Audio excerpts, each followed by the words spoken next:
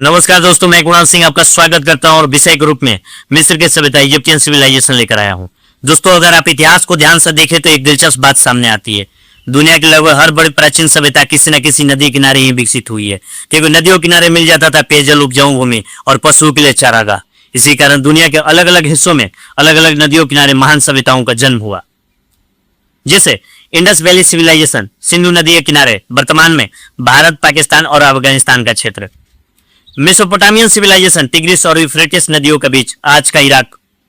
Ancient Egyptian civilisation नील नदी के किनारे, मिस्र। येलो रिवर सिविलाइजेशन पीली नदी यानी वांगो के किनारे, चीन। लेकिन इन सब सभ्यताओं में से एक सभ्यता ऐसी है जिसके पिरामिड आज भी हजारों साल से खड़े हैं और जिनके अंदर सुरक्षित है हजारों साल पुराने इंसानों के शरीर, ममिया।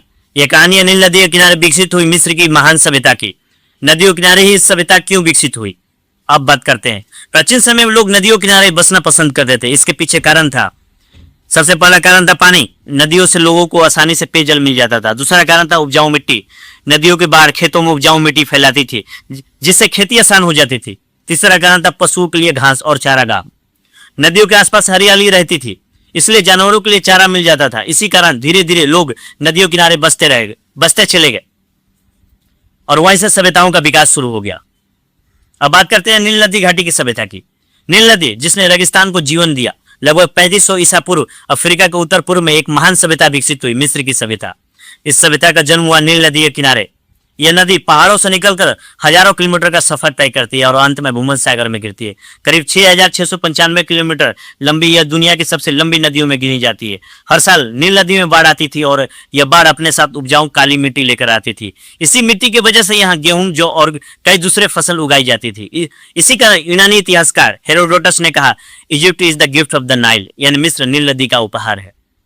अब बात करते हैं मिस्र के राजा का। मिस्र के शासकों को फराउन कहा जाता था। लोग उन्हें केवल राजा नहीं बल्कि देवता का रूप मानते थे।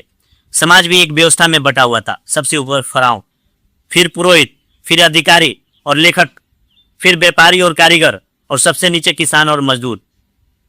मिस्र की अर्थव्यवस्था मुख्य रूप से कृषि और व्यापार पर आधारित थी। नील नदी के सारे नावों से दूर दूर तक व्यापार किया जाता था। अब बात करते हैं पिरामिड की। दुनिया का महान रहस्य। मिस्र की सभ्यता की सबसे अद्भुत पहचान है पिरामिड। सबसे प्रसिद्ध है ग्रेट पिरामिड ऑफ गिजा। आज से लगभग 4500 साल पहले बने ये पिरामिड आज भी मजबूती से खड़े हैं। इतने बड़े पत्थरों को उस समय लोग बिना मशीन को कैसे उठाते थे, यह सवाल आज भी वैज्ञानिकों को हैरान करती है। अब बात करते हैं मम्मी का रहस्य क्या था। मम्मी का रहस्य, लेकिन पिरामिड का सबसे बड़ा रहस्य पत्थरों में नहीं बल्कि उनके अंदर छिपा हुआ है।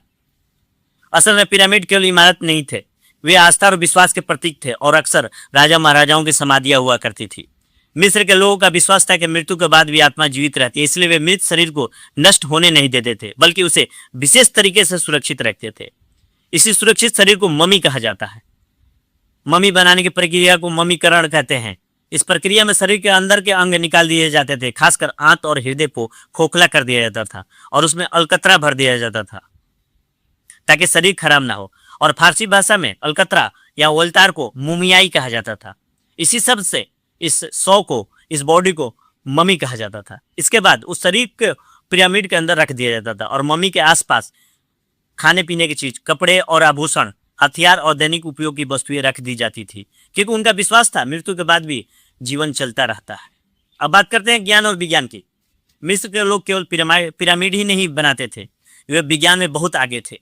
उन्होंने 365 दिन का कैलेंडर बनाया, खगोल विज्ञान का अध्ययन किया, गणित और ज्यामिति का उपयोग भवन निर्माण में किया और मम्मीकरण से चिकित्सा विज्ञान का ज्ञान प्राप्त हुआ। बाद में अलेक्जेंड्रिया मिस्र का बड़ा व्यापारिक और सांस्कृतिक केंद्र बन गया।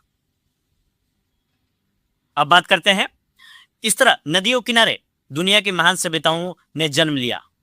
कहीं सिंधु नदी के किनारे, कहीं टिग्रिस और यूफ्रेटिस के बीच, कहीं पीली नदी के पास और कहीं नील नदी के किनारे। लेकिन नील नदी की सभ्यता ने दुनिया को पिरामिड, मम्मियां और हजारों साल पुराने रहस्य दिए। और आज भी जब कोई इंसान पिरामिड के सामने खड़ा होता है तो इतिहास जैसे धीरे से कहता है, सभ्यताएं खत्म हो सकती है लेकिन उनके रहस्य हजारों साल तक जीवित रहते हैं। नमस्कार, जय हिंद।